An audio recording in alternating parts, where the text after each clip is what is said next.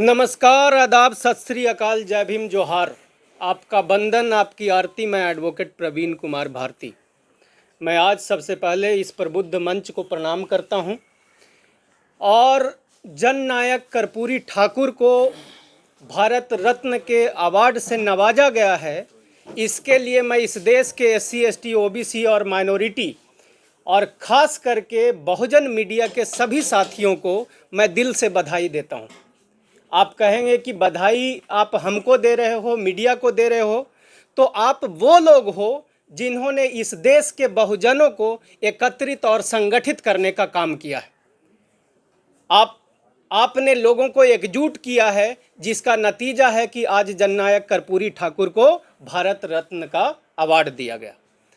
देखिए, दिल्ली की अगर मैं बात करूं तो दिल्ली में आप देखेंगे कि आज से 50 साल, महज 50 साल आप पीछे जब चले जाएंगे तो दिल्ली और इसके इर्द गिर्द के इलाके में जो मैक्सिमम ज़मीनें थी, मैक्सिमम जो संपत्तियां थी, जो खेत खलिहान थे दिल्ली के आसपास में, वो या तो यादव के पास थे, जाट के पास थे, गुज्जर के पास थे, या SC ST OBC समाज के पास, डायमंड परिवार के पास लगभग 85% दिल्ली की ज़मीनें उनकी हुआ करती थी। लेकिन बाद में क्या हुआ, जब इस देश की सामंतवादी सरकार इस देश में आई, जो कुछ चंद अमीरों को फ़ायदा पहुंचाने के लिए काम करती थी, उन्होंने इन लोगों को, इस देश के दिल्ली के जाट, गुज्जर, यादव और SC ST OBC के लोगों के विकास के नाम पर ज़मीनों को उन्होंने अधिग्रहण किया और जिसके एवज में लगभग ना के बराबर उनको कुछ दिया गया। बाद में उसी ज़मीन को डेवलप करके चंद पूंजीपतियों को दे दिया, स्कूल खोलने के लिए, कॉलेज खोलने के लिए, अस्पताल खोलने के लिए, बिजनेस करने के लिए, और उससे वो आज करोड़पति हो गए और हमारा देश का बहुजन, दिल्ली का बहुजन गरीब से गरीब हो गया। तो ऐसा क्यों हुआ, कैसे हुआ, इसके पीछे क्या साजिश हुई, इन्हीं चीज़ों के और इन्हीं बातों का गहन मंथन करने के लिए हम 29 और 30 तारीख को कॉन्स्टिट्यूशनल क्लब में एक प्रोग्राम रखने जा रहे हैं, जो कल है। और आप लोगों से निवेदन है, खास करके दिल्ली वासियों से मैं निवेदन करता हूं कि आप ज़्यादा से ज़्यादा संख्या में आएँ और अपने हक और अधिकार की बातों को, इस मुद्दे को, इस चर्चा को समझें और इस बात को समझें कि किसके सरकार होने से आपको कहां तक आर्थिक रूप से गरीब और कमज़ोर किया गया। जब तक आप लोग मुद्दे को नहीं समझोगे, विचारधारा को नहीं समझोगे, तब तक आपकी आर्थिक, सामाजिक और राजनीतिक उत्थान संभव नहीं है।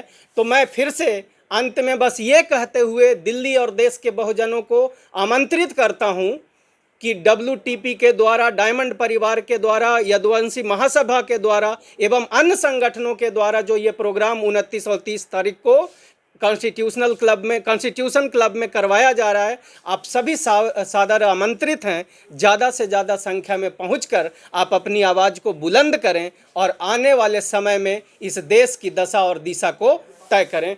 धन्यवाद।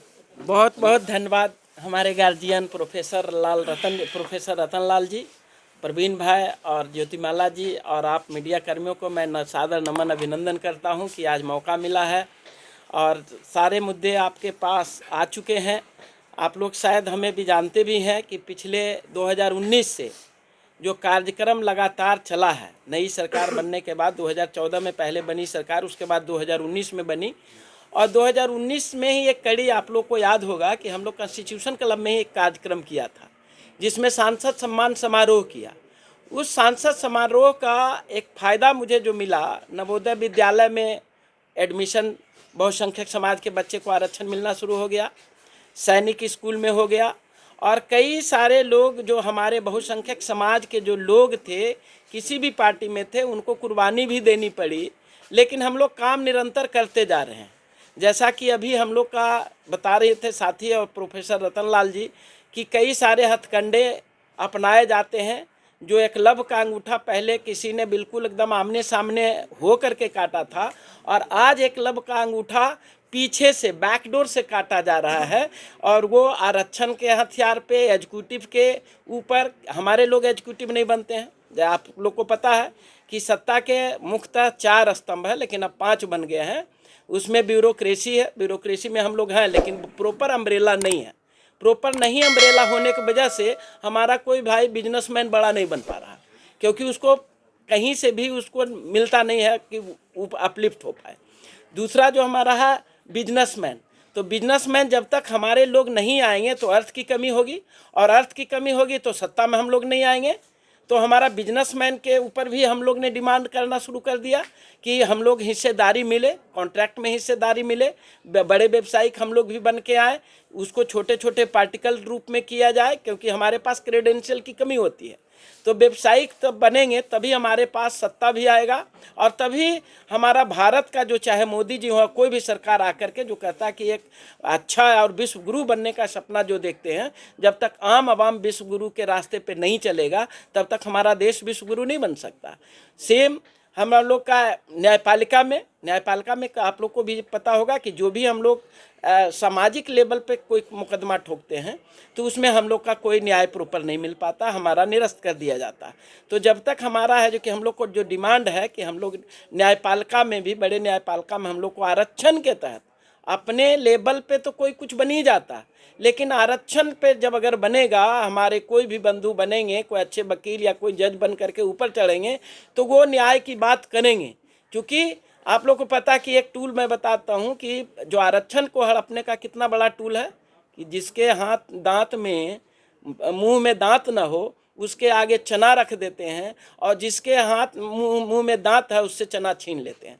मतलब साफ है कि जिसको आरक्षण में जो बैरिकेटिंग कर दिया गया है, creamy layer non creamy layer, वह स्पष्टता करता है कि आपकी आबादी को जो थोड़ा सा ऊपर उठे हैं उनको रोक दिया जाता है, और जो निचले तबके को बेचारे सोच नहीं पाते हैं, जो गांव घर में रहते हैं वो अच्छे, कोई बाजीराव या अन्य में कोई कोचिंग में कोई नाम लिखा सकता है जी, दिल्ली में आ सकता है पढ़ने के लिए, जिसको प्रोफेसर साहब पढ़ा पाए।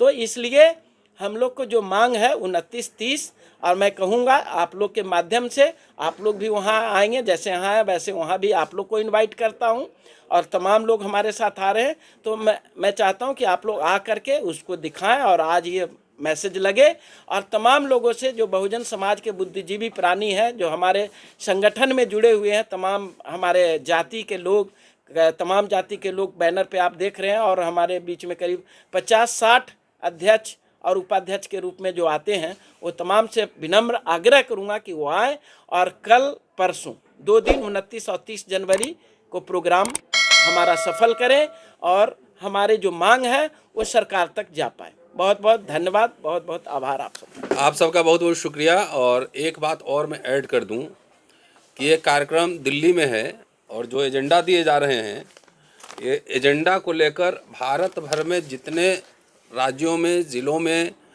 SC ST OBC माइनॉरिटी के लोग हैं, इसी तरह के एजेंडा को लेकर अपने अपने झंडा पे, अपने अपने बैनर पे, अपने अपने संगठन को लेकर तमाम जगह पे आप प्रेस वार्ता करें, आप एक्शन प्रोग्राम बनाएं, क्योंकि सबसे बड़ी चुनौती EVM है, EVM और जाति जनगणना है।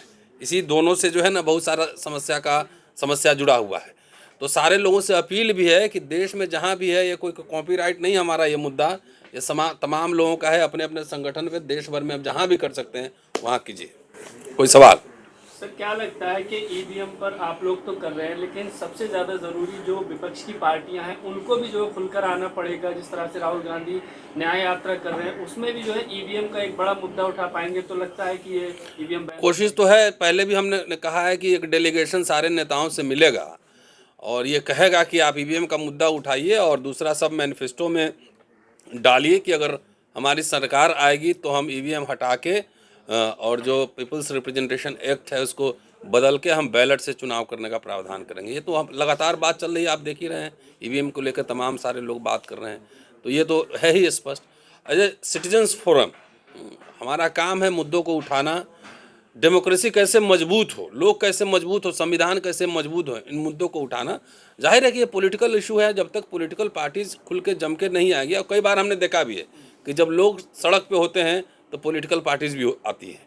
तो जनता को जागृत करना ये हमारा काम है, मकसद है जी। क्या लगता है, मतलब दिल्ली में एक बंद कमरे के अंदर ये आंदोलन चला रहे हैं, ये आंदोलन जमीनी स्तर पर जाएगा, ग्रामीण स्तर पर? आपको थोड़ा, आप कहाँ से आते हैं पहले ये बताइए। मैं मुरैना से आता हूँ। तो मुरैना में ये बात नहीं पहुँच रही है? तो वही तो मैं कह रहा हूँ, यहाँ तो हो रही है बात, लेकिन ग्रामीण स्तर पर जोड़ने की। आप पहले सवाल ले लीजिए और सवाल का जवाब सुन लीजिए। भारत की आज़ादी की लड़ाई जो है ना, 1947 की लड़ाई पहले ऑक्सफोर्ड और कैम्ब्रिज में लड़ी गई थी। सबसे पहले इंटेलेक्चुअल फॉर्मेशन होता है किसी चीज़ का। यहाँ ये बंद कमरा आपको दिख रहा है, और हम लोग बाहर जो जा रहे हैं, कल रात को तेलंगाना से मैं आया 11 बजे रात में, तो वहाँ जा रहे हैं, लोगों से बात कर रहे हैं, तो आपको बंद कमरा कहाँ से दिख रहा है? और आप किस लिए यहाँ पर हैं? सोशल मीडिया का काम ही है ना कि गांव-गांव, घर-घर तक पहुँचाना। मैं तेलंगाना के आदिलाबाद में था, और वहाँ भी रितु सिंह का मसला क्या है, लक्ष्मण का क्या है, ईवीएम का है, सब लोग बात कर रहे थे। तो हम लोग इनिशिएट कर रहे हैं प्रोग्राम। पहले भी मैंने कहा कि ज़मीन पर नहीं जा रही, गाँव-गाँव में लोग देख रहे हैं, सुन रहे हैं। हमारे पास सोशल मीडिया ही तो साधन है। तो हम आपको क्यों बुला रहे हैं कि भाई जो आवाज़ें उठ रही है, हमारी व्यक्तिगत आवाज़ नहीं है। मुझे तो नौकरी है, मैं तो रह ही रहूँगा, हमारी व्यक्तिगत नहीं है, ये समाज की मुक्ति की लड़ाई है। तो गांव तक फिल्टर डाउन बात हो रही है। रोस्टर का आंदोलन आपने देखा नहीं था कि देवरिया में, पटना में, इलाहाबाद में, हर जगह आंदोलन हुआ, देश के तमाम हिस्सों में आंदोलन हुआ। आंदोलन कहाँ से शुरू हुआ? वो दिल्ली से ही शुरू हुआ था। तो एक फोकल पॉइंट होता है किसी आंदोलन का। एक ही रात में पूरे देश में आंदोलन नहीं शुरू होता है ना, तैयारी करनी होती है। तो हम लोग इसकी तैयारी कर रहे हैं, और मैं समझता हूँ कि आप लोग के माध्यम से वो पूरी बातें गांव तक जा रही हैं। चुनाव आयोग आजकल राज्यों में जा रहा है और बता रहा है, तो क्या इस आंदोलन की भी वजह है? जाहिर है, चुनाव आयोग जो है ना अपने डिफेंस पे आ गया है। मैं नागपुर में था, नागपुर में देख रहा हूँ कि एक वैन में जो है ना चुनाव आयोग अपना प्रचार कर रहा है ईवीएम को लेकर। आप जितना ईवीएम पे वीडियो डालते हैं उसके नीचे देखिए डिस्क्लेमर आ जा रहा है। तो चुनाव आयोग का काम है फेयर एंड फ्री इलेक्शन कराना। अगर लोग चाहते हैं कि भाई हम जो वोट दे रहे हैं वो बैलेट से ही दे, तो चुनाव आयोग को चुनाव थोड़ी लड़ना है। और मशीन के डिफेंस में इतना चुनाव आयोग क्यों है? सरकार से ज़्यादा चुनाव आयोग क्यों है? क्यों किसी का दबाव चुनाव आयोग पर है?